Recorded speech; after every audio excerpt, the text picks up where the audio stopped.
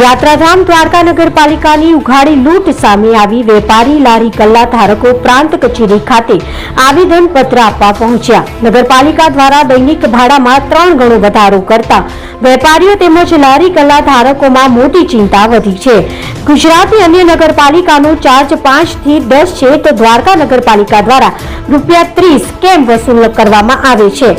દ્વારકા યાત્રાધામ આવક માટે અન્ય ઘણા સોર્સ છે, તો દ્વારકા શહેરના વેપારી તેમજ લારી ગલ્લા ધારકો ઉપર કેમ ઉઘાડી લૂંટ ચલાવાઈ રહી છે? વેપારી પ્રમુખ દ્વારા જણાવેલ કે જો ₹30 ભાડા કરતા ઓછું ભાડું કરવામાં નહીં આવે તો ઉગ્ર આંદોલન કરવામાં આવશે। અહેવાલ અનિલ લાલ, દ્વારકા।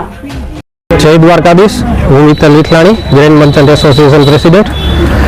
આજથી 3 દિવસ પહેલા દ્વારકા નગરપાલિકાએ સામાન્ય રેકડી ધારકો અને પાથરણા ધારકો ઉપરથી એક અસહ્ય ભાવ વધારો કરેલ છે। પહેલા જે ₹10 ચાર્જ હતો તે એકાએક ₹30 કરી અને આ બધા રેકડી ધારકો ઉપર અસહ્ય ભાવ વધારો કર્યો છે, જેનો વિરોધ કરવા આજે અમે પ્રાંત અધિકારીની ઓફિસે આવ્યા છે। દ્વારકાના તમામ વેપારી એસોસિએશનો, તમામ રેકડી ધારકો અને તમામ નાના મોટા વેપારીઓ અહીંયા જોડાયેલા છે।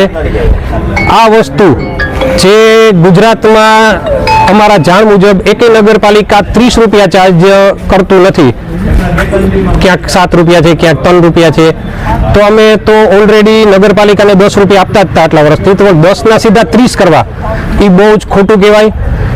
અને નગરપાલિકાએ તો સમુખનું દ્વારકા છે, યાત્રાધામ છે, નગરપાલિકાએ તો ખરી રીતે નાના ધંધાર્થીઓ અને રેકડી ધારકોને એક સારો ધંધાકીય એને સપોર્ટ મળે એવી રીતે એક આખો ઝોન ઊભો કરવો જોઈએ, એને મદદ કરવી જોઈએ। એની જગ્યાએ તે લોકોને ત્રાસ આપી અને આ રેકડી ધારકો ઉપર અતિશય ખોટું થઈ રહ્યું છે।